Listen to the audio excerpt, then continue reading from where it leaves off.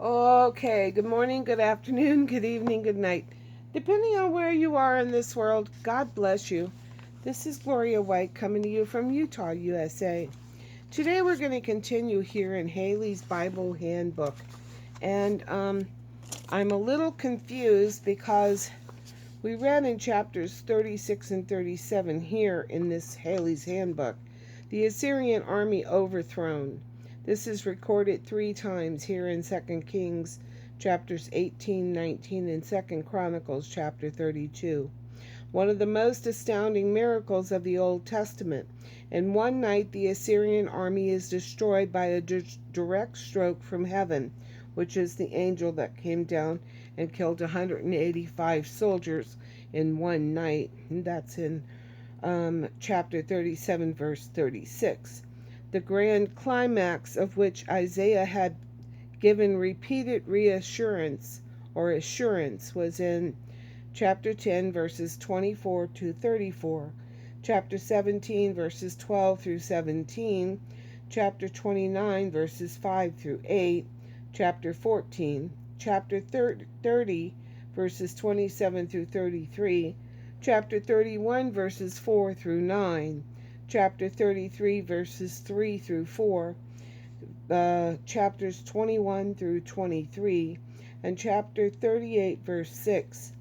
These passages seem to be a blended account of 2 invasions. Sennacherib, as leader of his father Sargon's armies, invaded Judah in 713 BC and took many cities.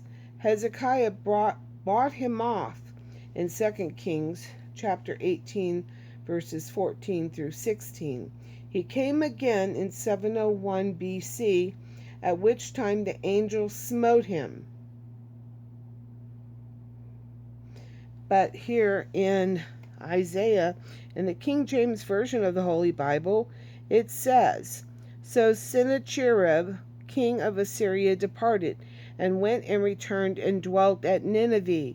And it came to pass, as he was worshipping in the house of Nisroch, his god, that Adramelech and Sharezer, his son, smote him with the sword, and they escaped into the land of Armenia, and Esarhaddon, his son, reigned in his stead." But now we're in chapters 38 and 39 in Halley's Bible Handbook.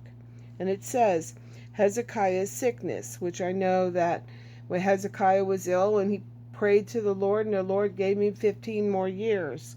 So here we're talking about Hezekiah's sickness. Babylon heralds. Hezekiah's sickness was 15 years before his death in chapter 38, verse 5. That is 712 BC. Deliverance from Assyria was still future in 38, verse 6. Hezekiah's miraculous recovery had excited interest in Babylon in 2 Chronicles 32:31, in Isaiah 38, verses 7 through 8. Babylon's embassy to Jerusalem no doubt looked suspicious to Sennacherib and may have hastened his second invasion. So I kind of feel like something's out of order here. A dead man is making his second invasion. In chapter 38, in those days was Hezekiah sick unto death. And Isaiah the prophet, the son of Amos, came unto him, and said unto him, Thus saith the Lord, Set thine house in order, for thou shalt die and not live. Then Hezekiah turned his face toward the wall, and prayed unto the Lord, and said, Remember now, O Lord, I beseech thee, how I have walked before thee in truth, and with a perfect heart, and have done that which is good in thy sight. And Hezekiah wept sore. Then came the word of the Lord to Isaiah, saying, Go and say to Hezekiah, Thus saith the Lord, the God of David thy father, I have heard thy prayer, I have seen thy tears. Behold, I will add unto thy days 15 years. I will deliver thee and this city out of the hand of the king of Assyria, and I will defend this city. And this shall be a sign unto thee from the Lord, that the Lord will do this thing that he hath spoken. Behold, I will bring again the shadow of the degrees, which is gone down in the sundial of Ahaz 10 degrees backwards.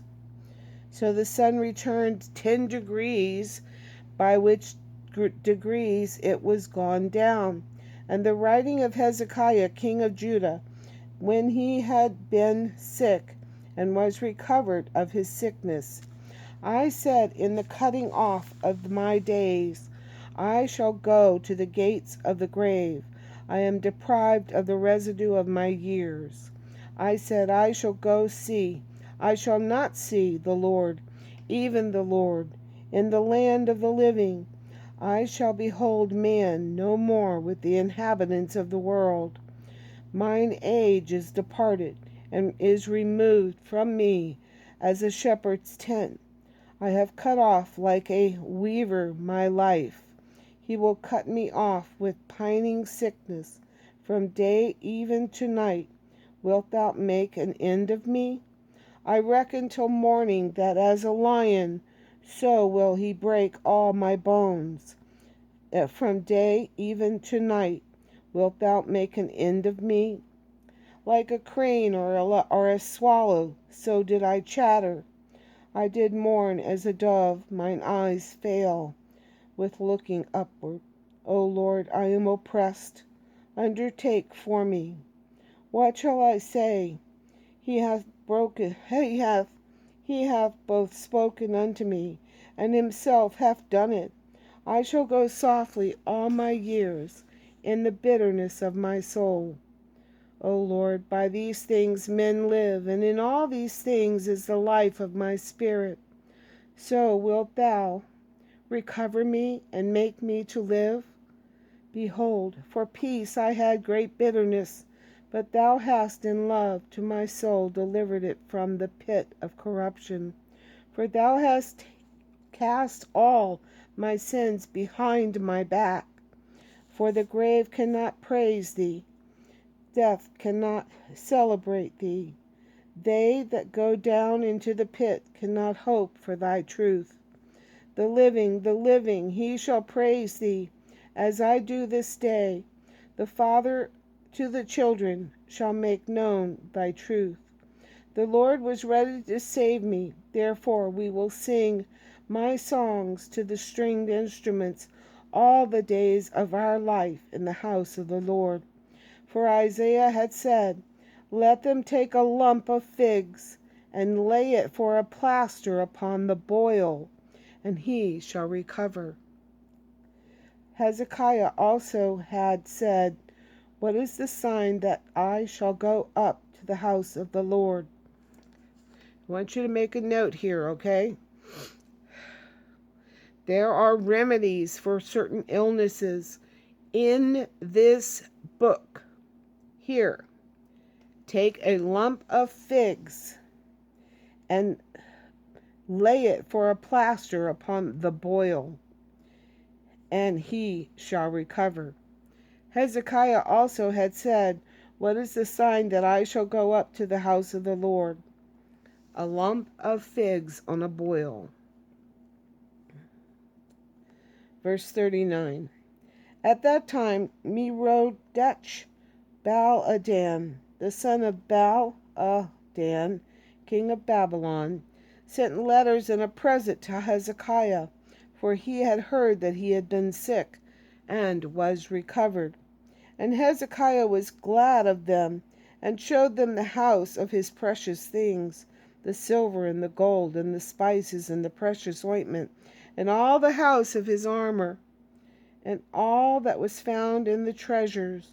There was nothing in his house, nor in his dominion, that Hezekiah shewed them not. Then came Isaiah to the prophet unto King Hezekiah, and said unto him, What said these men, and from whence came they unto thee?